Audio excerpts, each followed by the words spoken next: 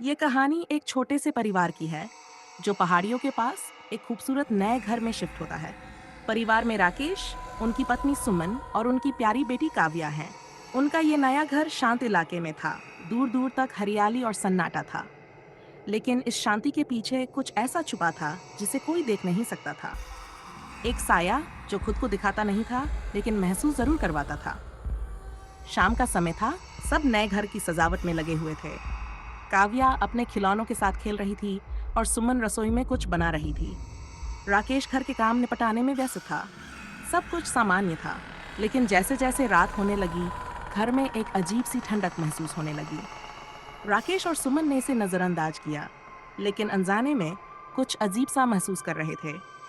रात के खाने के बाद सब अपने अपने कमरों में सोने चले गए। रात का समय था और घर के चारों ओर गहरा सन्नाटा था। तभी अचानक सुमन की नींद खुल जाती है। उसने देखा कि खिड़की के पास एक अजीब सी परछाई है जो उसे घूर रही थी। उसने हिम्मत जुटाकर खिड़की के पास जाकर झांकने की कोशिश की, पर वहां कुछ भी नहीं था। सुमन ने इसे नजरअंदाज किया, सोचा शायद ये उसका वहम था और फिर सोने की कोशिश की। लेकिन उसके दिल की धड़कनें बढ़ती ही जा रही थीं। उसे ऐसा महसूस हो रहा था जैसे कोई उसके बगल में खड़ा है और उसे देख रहा है। सुबह होते ही सुमन ने राकेश को अपने अनुभव के बारे में बताया, लेकिन राकेश ने इसे उसका वहम समझकर हंसते हुए टाल दिया। उसने सुमन से कहा कि ये सब नए माहौल की वजह से है और धीरे धीरे सब कुछ सामान्य हो जाएगा। अगले दिन घर में अजीब घटनाएं घटने लगती हैं। दिन के समय काव्या अपने कमरे में अकेले खेल रही थी। सुमन पास के कमरे में सफाई कर रही थी। तभी उसने काव्या को बात करते सुना। उसे लगा कि काव्या अपनी गुड़िया से बात कर रही होगी, लेकिन जैसे ही वह कमरे में गई, उसे कुछ और ही देखने को मिला। काव्या कह रही थी, दीदी तुम कहाँ जा रही हो? ये सुनकर सुमन का दिल दहल गया। उसने काव्या से पूछा, बेटा तुम किससे बात कर रही हो? काव्या मासूमियत से बोली, माँ वो दीदी कह रही थी कि मैं यहाँ खेल सकती हूँ। सुमन कुछ समझ नहीं पाई। वह सोचने लगी कि आखिर ये दीदी कौन हो सकती है।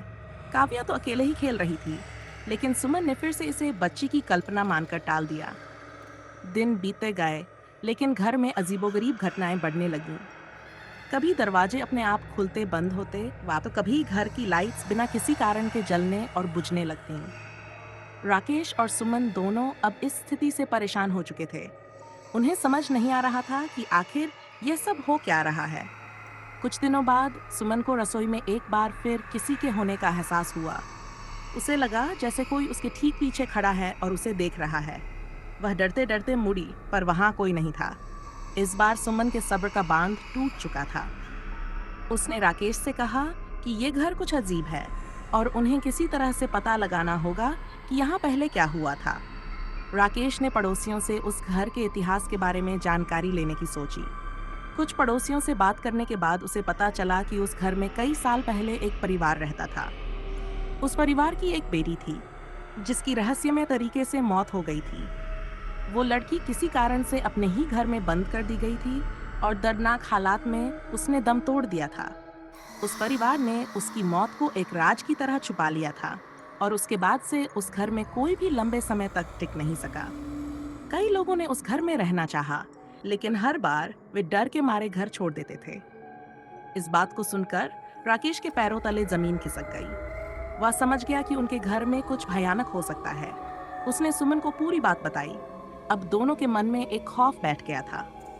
उन्होंने तय किया कि वे उस आत्मा से बात करने की कोशिश करेंगे और पता करेंगे कि वो क्या चाहती है।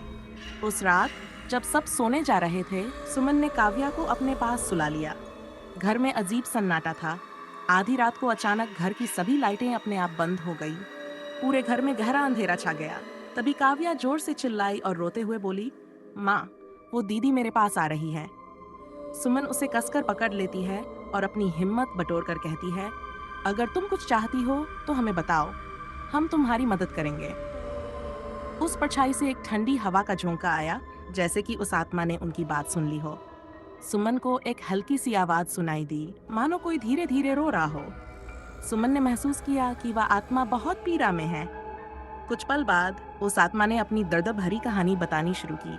उसने बताया कि किस तरह उसके ही परिवार ने उसे एक कमरे में बंद कर दिया था और उसकी चीखें किसी ने नहीं सुनी। धीरे धीरे वह तड़प तड़प कर मर गई और उसकी आत्मा उसी घर में भटकने लगी। सुमन और राकेश ने उसकी दर्द भरी कहानी सुनी और बहुत दुखी हुए। वे समझ गए कि उस आत्मा को शांति चाहिए से वादा किया कि वो उसके लिए प्रार्थना करेगी ताकि उसे मुक्ति मिल सके। धीरे धीरे घर में होने वाली अजीब घटनाएं कम होने लगी।